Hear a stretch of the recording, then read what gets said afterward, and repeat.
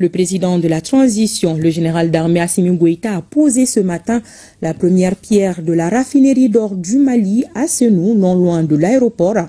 Un geste d'une grande portée pour le Mali car ouvrant la voie d'une maîtrise de l'exploitation des ressources minières avec plus de rentabilité. Elle permettra d'augmenter les revenus miniers de l'État et de renforcer le dispositif de contrôle du secteur. L'or du Mali sera donc désormais raffiné au Mali. C'est une unité moderne d'une capacité de 200 tonnes d'or par an. La raffinerie d'or sera bâtie sur 5 hectares. Son activité principale, séparer l'or et l'argent en des produits fins utilisables. Sira Batili a suivi pour nous.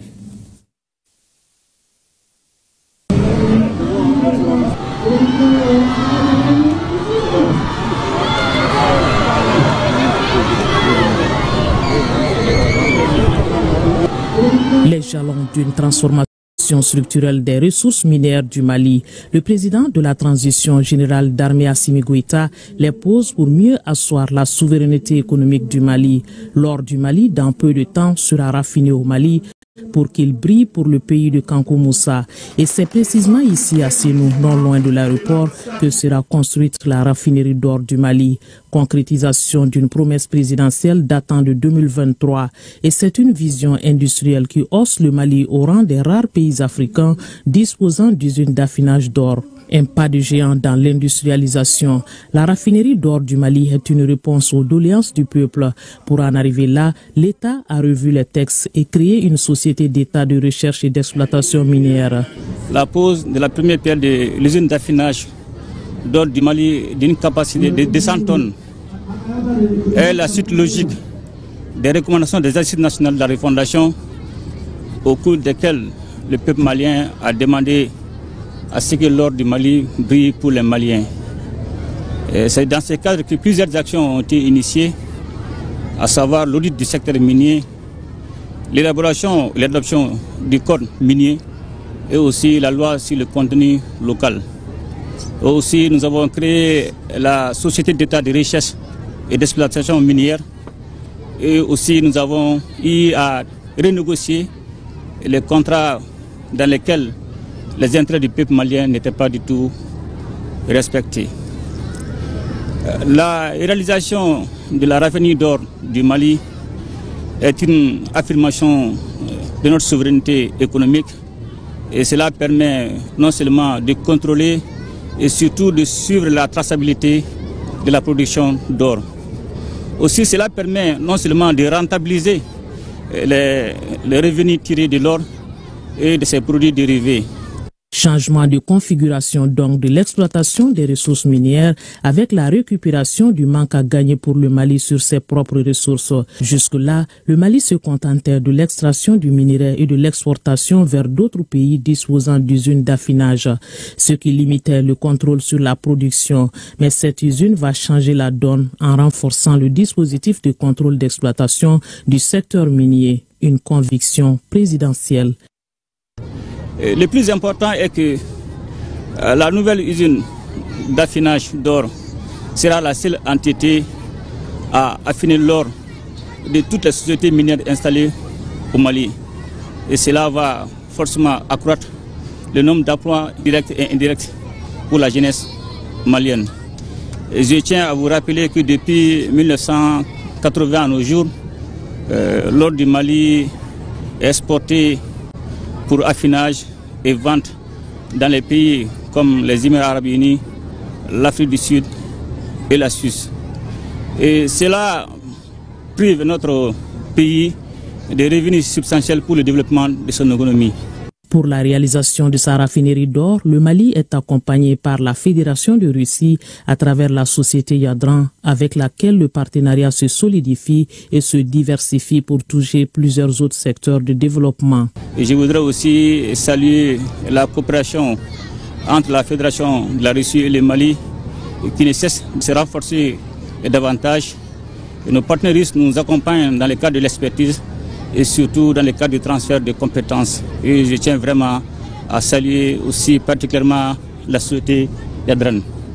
Et je voudrais aussi féliciter le Premier ministre, les membres du gouvernement et surtout aussi le ministre des Mines et les demander d'être vigilants et de suivre, de respecter le délai prévu pour la construction de cette usine d'affinage d'or qui est tant attendue par le peuple malien. C'est un partenariat entre la Russie et le Mali qui se renforce aujourd'hui et qui se diversifie. Exactement. En plus du partenariat sur le plan sécuritaire, nous avons maintenant développé d'autres partenariats sur le plan économique. Et lors de notre échange avec le président Vladimir Poutine, il a dit, je cite, que le partenariat sur le plan sécuritaire est déjà verrouillé. Nous devons aller pour le partenariat stratégique sur le plan économique. Et je pense que l'usine d'affinage d'or et d'autres projets qui sont en cours d'élaboration permettront effectivement d'aller vers le développement de notre pays. Géopolitique et géostratégie obligeant, pas de communication sur la durée des travaux, ni le budget qui sera consacré à la construction de la raffinerie. C'est le résultat qui compte. La raffinerie d'or du Mali sera bâtie sur 5 hectares avec une capacité d'affinage de 200 tonnes d'or par an. Cette usine sera conçue selon les normes de raffinerie internationale. Une autre étape de mise en œuvre du code minier de 2023 avec une perception mieux appréciée de l'impact de l'industrie minière. De quoi rassurer les populations à qui les retombées économiques sont destinées. Elle l'exprime de vive voix.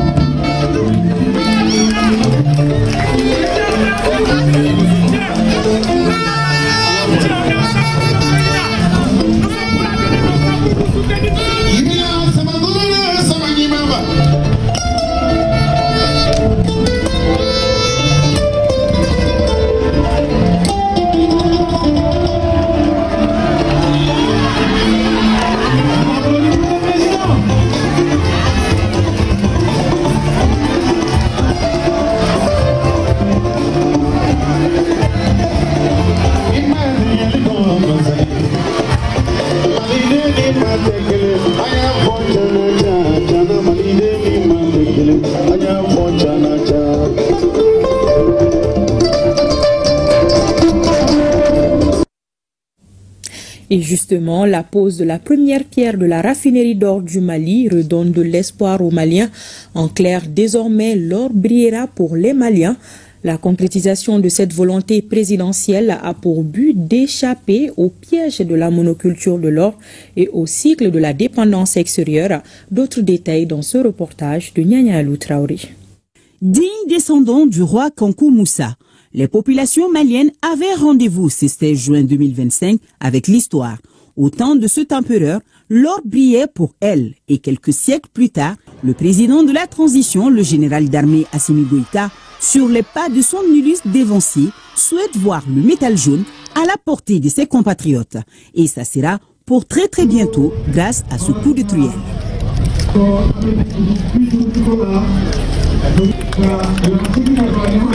Abena sanu nogoya amma parce que sanu de karanya nga masiri sanu de andambe sanu de donc malien ere ni sanu blende. La raffinerie d'or du Mali prévoit la production de 200 tonnes d'or par an. L'usine qui sera bâtie sur une superficie de 5 hectares est destinée à recevoir l'ensemble de la production nationale pour le traitement de l'or avant son exportation. À la clé, 2 objectifs majeurs seront atteints. L'État malien va mieux contrôler la production et du coup maximiser les revenus. Cette pose de la première pierre est un moment important de la réalisation des aspirations légitimes du peuple malien pour une industrie minière au service du développement national. Elle répond en écho à cette volonté de souveraineté retrouvée dans notre pays avec la réalisation de cette raffinerie pour rendre la pleine puissance de sa production aurifère. Le projet présidentiel suscite espoir et confiance aux populations. Elles étaient très nombreuses ce matin à Sénou, en commune 6 du district de Bamako. De la joie à l'émotion, nos intervenantes ne manquent pas d'idées quant au devenir de la nouvelle usine. Alors en tant qu'étudiants, nous sommes vraiment ravis. Savoir que le gouvernement malien aura sa propre raffinerie, c'est une fierté pour nous au fait. Savoir que notre or sera traité ici, c'est exactement ce qu'on dit, l'or brillera pour les Maliens.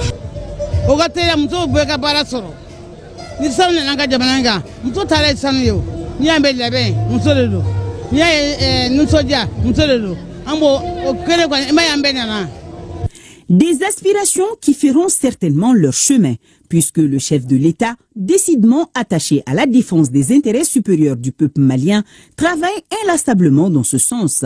Des points importants, compris et respectés par le partenaire russe, la société Yadran et Swiss Investment Company. L'État malien détiendra 62% du capital social, tandis que le groupe russe interviendra en tant que partenaire stratégique et investisseur. Je tiens à exprimer ma profonde gratitude à l'excellence président de la transition, chef de l'État, général d'armée Assimi Goïta, ainsi qu'au gouvernement pour leur soutien à ce projet, une étape cruciale dans le développement de l'économie du Mali et de toute la région sahélienne. Nous avons pour objectif de maintenir une plus grande partie de bénéficiaires au sein du pays, renforçant ainsi la résilience économique du Mali. Nous sommes convaincus que la capacité annuelle de l'usine dépassera largement le volume actuellement traité au Mali. Nous construisons des emplois avec une formation continue, des salaires stables et une protection sociale, des infrastructures et une sécurité répondant aux exigences internationales, une capacité de contrôle sur l'exploitation minière, dont dépendant des millions de personnes dans le pays. Toute cette volonté présidentielle se matérialise grâce à la réforme du code minier. Certaines de ces dispositions font désormais obligation aux sociétés d'exploitation minière de procéder à l'affinage ou à la transformation des produits miniers ici au Mali. Ces enjeux justifient amplement que la raffinerie d'or du Mali soit pensée dès sa conceptualisation pour être au même niveau d'exigence que les raffineries internationales. Avec la société Yadran et Swiss Investment Company, nous entendons doter notre pays d'une usine moderne, fonctionnelle, avec les technologies de pointe les plus récentes. Ce partenariat s'étendra au-delà de la construction de l'usine sur les 5 hectares ici à Sénou, à la maintenance des équipements, au renforcement des capacités des cadres maliens durant quelques années et à un accompagnement pour les différentes certifications de l'usine. Cette usine tient lieu de réponse dans le développement du secteur extractif dans l'économie nationale. Elle marque un point culminant dans la place qu'occupe notre pays à l'échelle internationale en tant que l'un des principaux producteurs d'or en Afrique. Les industriels et autres personnalités saluent cette initiative des autorités de la transition